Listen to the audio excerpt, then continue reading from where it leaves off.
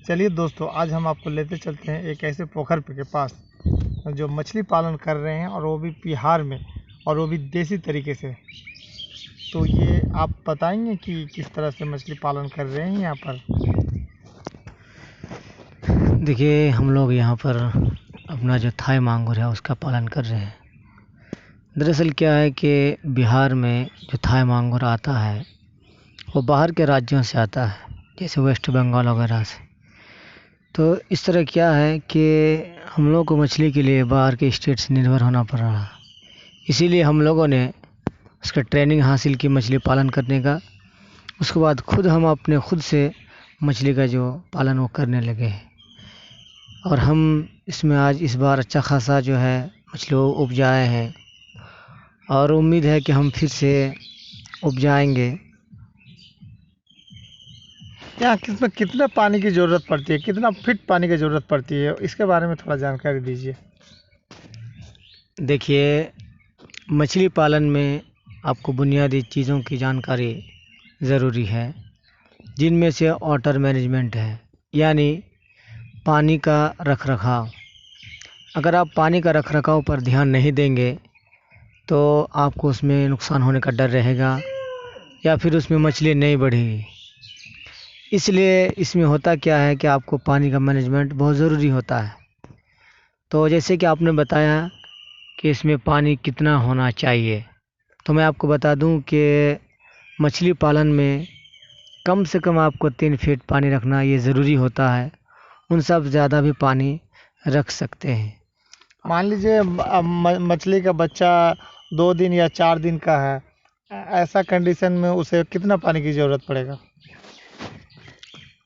आप एक बात हमेशा ज़हन में रखें, मछली पालन की ये बेसिक नॉलेज में से है कि मछली जितनी छोटी होगी तो पानी का लेवल उतना ही कम होगा।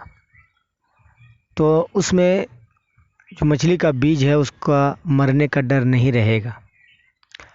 आप अगर एक अनजान आदमी हैं और आपको कुछ भी पता नहीं है, और आप छोटी मछली को ज़्यादा पानी में डाल देंगे, ज़्यादा गंदा पानी में डाल देंगे, तो भी मछली मर जाएगी। इसीलिए छोटी मछली जैसे 3 इंची, 4 इंची, 5 इंची, 6 इंची तक, इस तरह की मछलियों को आप सिर्फ के सिर्फ 3 फीट या 2.5 फीट या खूब तो खूब 3.5 फीट पानी में रखें। तो उसमें फिर एक चीज़ आपको ये ध्यान देना होगा कि क्या आपके तालाब में साया है या नहीं है, या सूरज की रोशनी जो है वो पड़ती है डायरेक्ट, जिससे पानी गर्म होने का डर रहता है। क्योंकि पानी का अगर ऊपरी सतह जैसे गर्म होता है तो ऊपरी सतह से ऑक्सीजन चला जाता है, तो फिर क्या होगी कि मछली जो ऊपर आएगी उस ऑक्सीजन नहीं मिलेगा तो उसमें मर जाएगी। तो इसके लिए फिर मछली नीचे जाती है। तो एक साइंटिफिक व्यू के मुताबिक कम से कम आपको 3 फीट पानी रखना है, क्योंकि 1 फीट तो ऑलरेडी गर्म हो जाता है। तो फिर 2 फीट जो है ना, उनमें से 1 फीट जो है एक मीडियम अंदाज में रहता है, और जो आखिरी बॉटम होता है उसके नीचे में पानी का 1 फीट, वो जो ना ठंडा होता है, जिसमें मछली जा कर के वहाँ रहती है। तो कभी ठंडा कभी गर्म, तो इस तरीके से जो है ना मछली की मोर्टेलिटी नहीं होगी, मछली नहीं मरेंगे। अच्छा, 2 दिन या 4 दिन के बच्चे हैं, उसको मैंने अपने पोखर में या तालाब में छोड़ना है, तो उस वक्त लाकर मैंने बच्चे को तालाब में छोड़ दिया, तो उतने छोटे बच्चे को क्या खिलाएंगे हम, ये जानकारी दीजिए तो ज़रा। और वो भी नेचुरल तरीके से चाहिए हमें, कोई आर्टिफिशियल या मार्केट से ख़रीदा हुआ नहीं। हम खुद से कैसे घर में तैयार करेंगे और 2 या 3 दिन के बच्चे को खिलाएंगे, उस पर जानकारी दीजिए। देखिए, आपका जो वाटर मैनेजमेंट है, उसके बाद जो सबसे पहली ज़िम्मेदारी होती है, यानी ये दूसरे नंबर की ज़िम्मेदारी है कि फूड मैनेजमेंट, यानी मछली को खाना हम खिलाएं। और कैसे खिलाएं, एक बहुत बड़ा सवाल है। तो मैं आपको बताना चाहूँगा कि पिछले ज़माने में लोग मछली का खेती करते थे, तो उनमें वो खान पान का ध्यान नहीं रखते थे। तो उसमें होता क्या था कि वो पूरे साल या कुछ दिन, बहुत दिन तक मछली को लेकर बैठे रहते थे, और फिर वो शिकायत भी करते थे कि मेरी मछली बड़ी नहीं हुई है। तो एक बहुत बड़ी लापरवाही है। बड़े बड़े मछली के साइंसदान कहते हैं कि कि आप अगर मछली को खाना नहीं खिलाते हैं तो मछली नहीं डालिए, क्योंकि एक जीव है, आप उसको भूखा नहीं रख सकते हैं।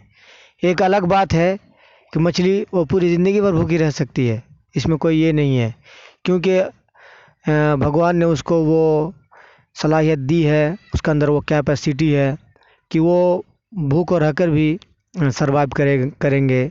लेकिन इसका मतलब हरगिज़ ये नहीं है कि आप उनको खाना नहीं देंगे। खाना आप नहीं देंगे तो मैं बता रहा हूँ, 4 दिन जी मैं बता रहा हूँ। क्या खाने के लिए दें, मछली के बच्चे को क्या खाने के लिए दें, ये मेरा सवाल है। हाँ, तो मैं वही बता रहा हूँ। तो आपके लिए खाना मैनेजमेंट करना ये बहुत ज़रूरी है। और अब आ जाइए कि हम खाना में क्या खिलाएं। तो एक आम रूल है मछली के खाना खिलाने में कि कोई भी खाना आप उसे खिलाएं जो बिल्कुल नरम हो। किसी भी तरह का खाना दें आपको, हाँ, फूड दें जो नरम हो या पिसा हुआ हो, और कोई भी अच्छा खाना जितना भी हो आप उसे सख्त और कच्चा खाना ना दें। खास करके आप छोटे बच्चे के लिए, किसी भी तरह की मछली के लिए आप उसको पकाया हुआ खाना दें। और घरेलू खाना की अगर आप बात करेंगे, ऐसे तो आजकल मार्केट में बहुत ज़्यादा मछली के खाने की वैरायटी हैं, किस्में हैं, लेकिन वो थोड़ा सा महंगा है। इसके लिए आप अगर घर में खाना बनाते हैं जो बिल्कुल सुलभ है और सस्ता है और आसानी से आप उसको मछली को खिला सकते हैं, तो आपको उनमें से जैसे मकई का आटा, गेहूं का आटा, चावल का आटा, तो मैं बता रहा हूँ। इसी तरीके से जो भी, जैसे कुछ फैक्ट्री होता है, बिस्किट का फैक्ट्री हो, सोयाबीन का फैक्ट्री हो, या फिर बेकरी का फैक्ट्री हो, या फिर कोई राइस मिल हो, यानी कि जितने भी तरह के खाने की जो फैक्ट्रियाँ होती है उनमें से कुछ अवशेष टेस्ट होते वो बच जाते हैं। तो चूँकि इंसानी ज़िंदगी के लिए वो ठीक नहीं होता, लेकिन वही खाना अगर कोई एक मछली खाए या दूसरे जानवर खाए तो चूँकि उसके जो पाचन तंत्र है वो गंदगी को मतलब सहन कर सकता है इंसानों के मुकाबले में, तो वो खाना वो जो ना खाएंगे, क्योंकि कुदरत ने बनाया ही है उसके हाजमे को ऐसा कि वो गंदे को नहीं एक्सेप्ट करे। लेकिन इंसान का इस तरह नहीं है। तो उन खानों को आप जो है ना उन मछलियों को खिला सकते हैं। उनमें से आपको करना क्या है कि आप क्या खाना कच्चा है, अगर कच्चा है तो उस खाने को आपको थोड़ा सा पका करके देना है। और एक बात, अगर खाना पका हुआ है तो क्या खाना सख्त है बहुत, और सख्त है तो आप उसको पीस करके देना है, आटा गोल गोल बना करके देना है ताकि वो आराम से खा सके। आपको और एक चीज़ पर ध्यान देना होगा कि क्या वो खाना टुकड़ों में है या फिर वो पाउडर में है। अगर खाना टुकड़ों में है तो कितना बड़ा टुकड़ा है, मछली का जो मुंह का साइज वो कितने mm का है, तो उस हिसाब से आपके जहन में ये बात होनी चाहिए कि जैसे आपको हम कहेंगे कि एक फुटबॉल आप खा सकते हैं, नहीं खा सकते हैं, क्यों? क्योंकि वो फुटबॉल आपके मुंह से बड़ी है। लेकिन एक रसगुल्ले की बात करें तो आप खा सकते हैं। उसी तरीके से आपको देखना होगा कि उसका मुंह का जो हॉल है वो कितना बड़ा है, तो उस हिसाब से आप उसको खिला सकते हैं। 3 से 4 दिन के बच्चे का मुंह का हॉल कैसे पता करेंगे भाई? 3 से 4 दिन का बच्चा, एक कौन सी मछली की वैरायटी है? कोई भी मछली का वैरायटी जी, अगर जैसे रेहू, कातल, मीडिक, बाटा है तो ये 3-4 रोज इसका जो है ना खाने का जो हाजमा हो विकसित नहीं होता है, वो बिल्कुल 0.25 mm का होता है। अच्छा, मान लीजिए अगर हम मांगूर और सिंगी मान लेते हैं, कवई मान लेते हैं, उनके क्या, उनको खाने में क्या दें? अगर आप उसको 2 या 3 दिन का बच्चा छोड़ रहे हैं तो आप उसको 0.2 से 0.5 mm तक का खाना दें। जैसे कि मैं एक जानकारी के एक और फार्म गया था, वो जकी फार्म है, वो जो कि पूर्णिया के चिमनी बाजार के बगल में है। तो मैंने जब उस फार्म में गया तो मैंने पूछा कि भाई 3 से 4 दिन के बच्चे को क्या खाने में देते हैं, तो उन्होंने बताया कि मैं अंडे को घोलता हूँ पानी में, तेल में, सरसों का तेल में अंडे को घोलता हूँ और उसके बाद उसे पानी में छिड़क देता हूँ।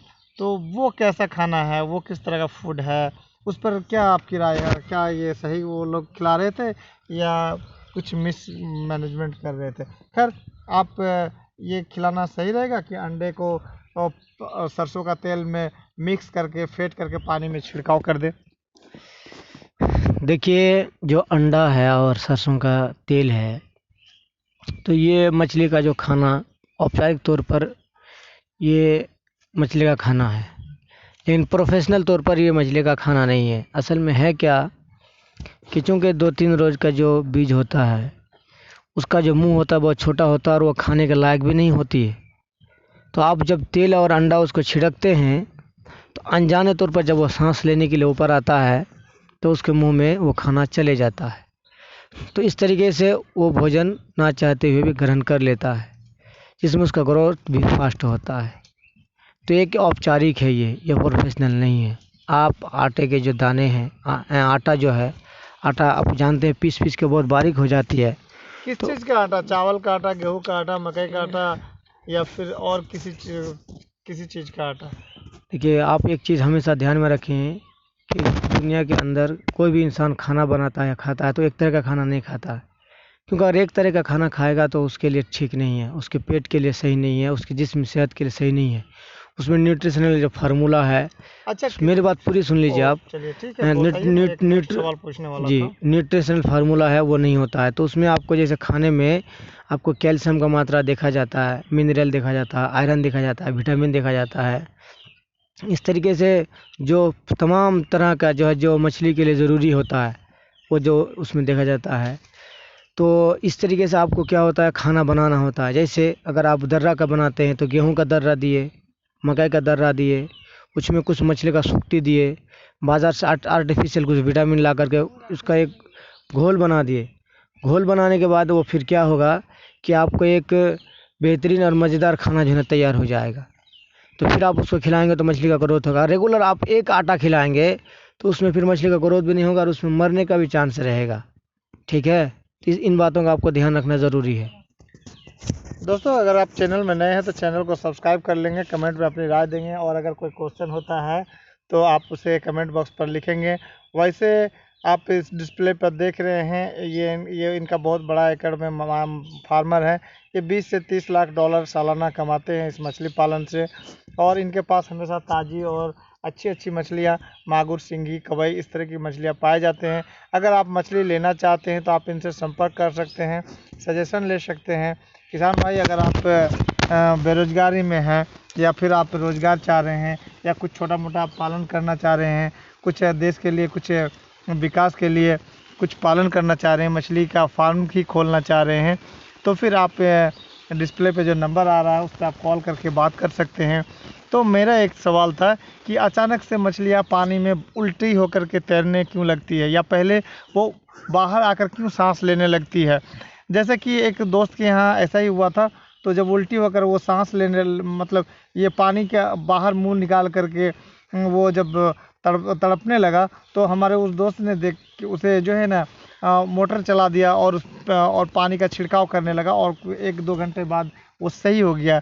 तो आखिर उसे क्या प्रॉब्लम हुआ था और ऐसा क्यों हुआ, क्या उस पर आप जानकारी देंगे? देखिए, इसके जो है ना कई कारण हो सकते हैं, लेकिन मुख्यतः ये ऑक्सीजन की कमी की वजह से होता है। आपका पोखर अगर कहीं गोप जगह में है, जहाँ पर हवाएं नहीं चलती है, या फिर ऐसी बात है कि आपका तालाब का किनारा बहुत ऊंचा है और आपके नीचे पानी है, और फिर पानी का स्तर भी बहुत कम है, तो ऐसे में क्या होता है कि वहाँ से ऑक्सीजन वो उड़ जाता है। आप अगर साइंटिफिक व्यू में बात करेंगे तो पर लीटर 5 ml जो ऑक्सीजन वो ज़रूरी है मछली के लिए। अगर नहीं होता है तो चूँकि पानी में मछली नहीं होने के कारण वो मछलियाँ क्या करेगी, ऊपर आ जाएगी। हालांकि ऊपर में भी सांस लेना उसके लिए मुमकिन नहीं है, लेकिन वो कोशिश करेगी कम से कम हमको हवा से मिल जाए। तो ये भी एक नाकाम कोशिश है, उसका आखिरी कोशिश है। तो ये अक्सर सुबह और शाम के टाइम में होता है। उसका वजह ये है कि सुबह में सूरज डूब रहा होता है तो अचानक ऑक्सीजन की कमी पड़ जाती है, और शाम को भी सुबह सूरज उग रहा होता है तो उसमें अचानक जो है ना रोशनी की कमी हो जाती है। तो फिर सूरज की रोशनी में ऑक्सीजन नहीं माने बनता है, तो उस वक्त जो है कुछ नहीं हो पाता है, ना रात होती है ना दिन। तो इस हालत में कशमकश में 1-2 घंटा रहता है। तो इन हालातों में आप मोटर चला करके ऊपर से जो हवाएं हैं उन हवाओं को मिक्स करके जो ऑक्सीजन की पूर्ति वो की जा सकती है, और सेम ही चीज़ शाम में भी की जा सकती है। लेकिन इनके बावजूद अगर बहुत ज़्यादा धूप हो जाए, अगर पानी का डिग्री 35 सेल्सियस से ऊपर चला जाए फ़ारेनहाइट, तो उसमें भी मछलियों के मरने का डर रहेगा। तो इन तमाम सूरत हाल में आपको जो है उसमें मोटर चला करके पानी को हरकत देना होगा, क्योंकि उन हरकतों से पानी अपने अंदर, यानी कि हरकत कहने का मतलब हुआ कि पानी में एक तरह का वेव आना चाहिए, वेव तरंग होनी चाहिए। हाँ, वो वाइब्रेशन उसमें हो जाएगा। तो फिर हमारे दर्शक बंधु को के लिए आपने बहुत कीमती समय दिया, इसके लिए धन्यवाद। लेकिन हम कुछ सवाल और पूछना चाहेंगे जो बहुत इम्पोर्टेंट है। आखिर मछली मान लीजिए छोड़ दिया, महीना 2 महीना हो गया, मछली का स्वास्थ्य को कैसे चेक करेंगे? आप हमें उसके बारे में भी कुछ जानकारी दें। हमारे दर्शक अक्सर कमेंट में पूछते भी हैं इस तरह का सवाल, और सवाल भी सही है। एक कार अगर ख़रीदता है एक सेठ, तो वो भी कार का मेंटेनेंस के बारे में ज़रूर पता करता है। तो इन मछलियों को भी इस तरह का मेंटेनेंस करना पड़ता है, ये देखना पड़ता है कि ये स्वस्थ है या नहीं। अगर वो स्वस्थ है तो कैसे चेक करेंगे, और अगर स्वस्थ नहीं है तो उसको कैसे चेक करेंगे? इस पर आप अपनी जानकारी देंगे। देखिए, मैंने पहले ही आपको कहा था कि मछली में जो वाटर मैनेजमेंट और फूड मैनेजमेंट, ये 2 चीज़ आप अगर कर लिए तो मान लीजिए आप एक कामयाब फार्मर हैं। आप अगर ये 2 चीज़ नहीं किए तो फिर आप एक कामयाब फार्मर नहीं हैं, ठीक है। तो इसके लिए आपको जो है ना ज़रूरी है कि आप जो है ना मछली के जो रख रखाव है, सेहत है, आप उन पर ध्यान रखें। जैसे कि मेरे को एक दोस्त मिला और उसने कहा कि भाई गलफड़े को चेक करो, गलफड़ा प्योर लाल है तो इससे समझ में आ जाएगा कि मछली का स्वास्थ्य अच्छा है, और गलफड़ा में अगर कुछ जंगल फंसा हुआ है इसका मतलब है कि उसका स्वास्थ्य थोड़ा प्रॉब्लम है। बने रहेंगे चैनल पर। मेरा यह सवाल था कि मछली का स्वास्थ्य को किस प्रकार चेक करेंगे, उस पर आप अपनी जानकारी को दीजिए। मछली के स्वास्थ्य जो है, मछली का आप चाल और ढाल से पता लगा सकते हैं।